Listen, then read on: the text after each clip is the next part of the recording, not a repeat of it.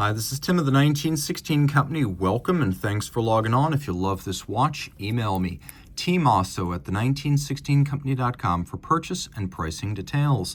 Today, we discuss what might be the most innovative dive watch on the market today. Originally launched in 2019 from Bethune of Bezel, this is the DB28GS Grand Bleu. It is full of fun stuff, but I'm just going to cut to the chase and show you what most people remember about this watch. Mechanically driven dynamo LED lighting, backlighting a transparent dive bezel. We'll come back to that, but you can also see it as conventional lume. So, what do we have here?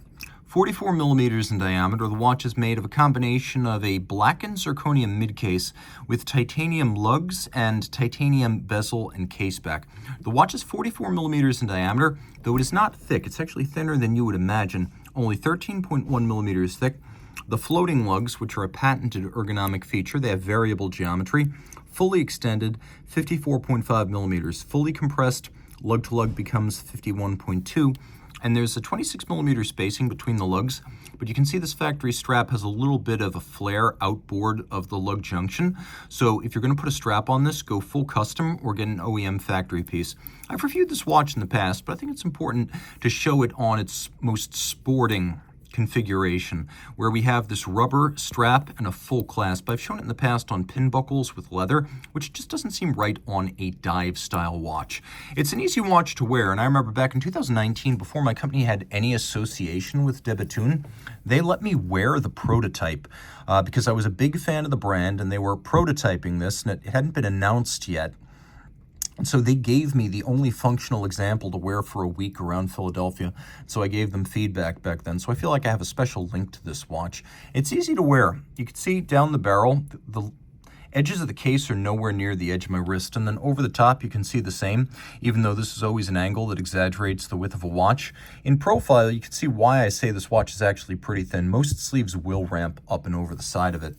Now we have this little design that's molded into the strap that echoes the microlight engraving of the case.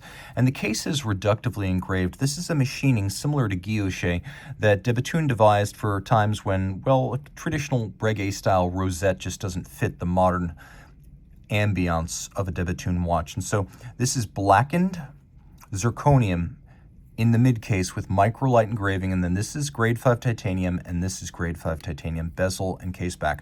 We have a polished grade 5 titanium bezel, and then inboard we have that sort of metallized, transparent diving bezel, mobile, unidirectional, just like dive bezels are.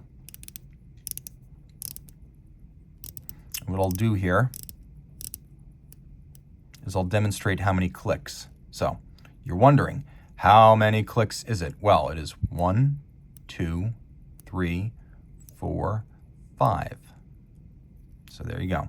It's a 60 click bezel. Now, the watch has a good bezel detent.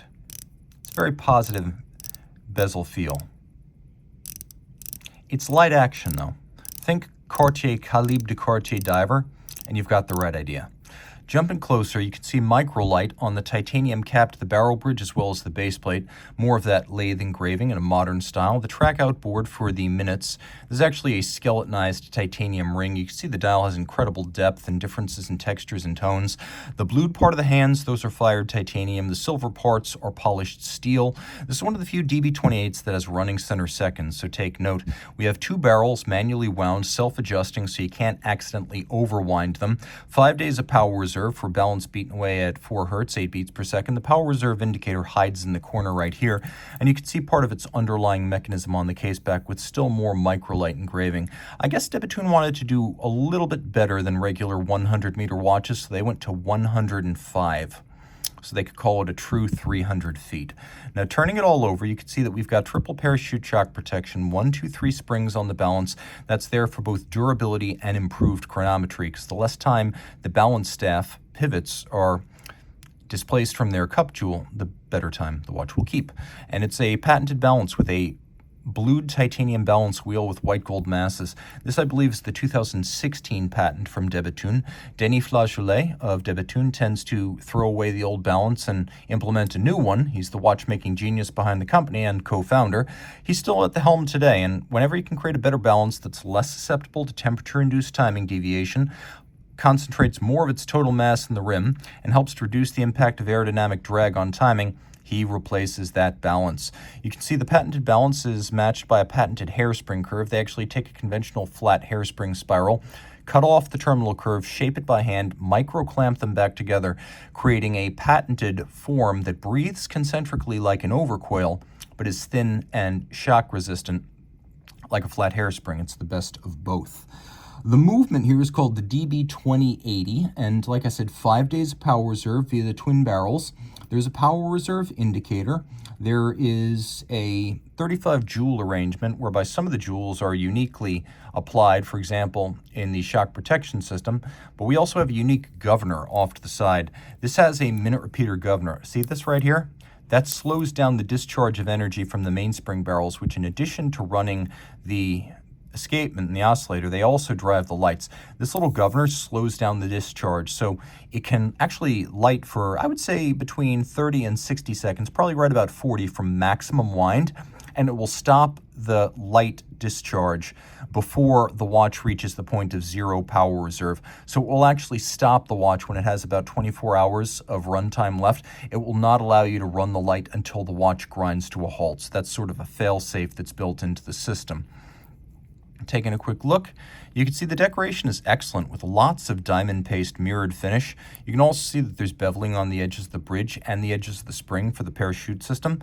Note that those have been satinated on their tops and beveled on their edges. We have the micro light on the cap to the barrel bridge as well as the base plate. If you look carefully, you can see that the mainspring barrel under the ratchet wheel has been skeletonized.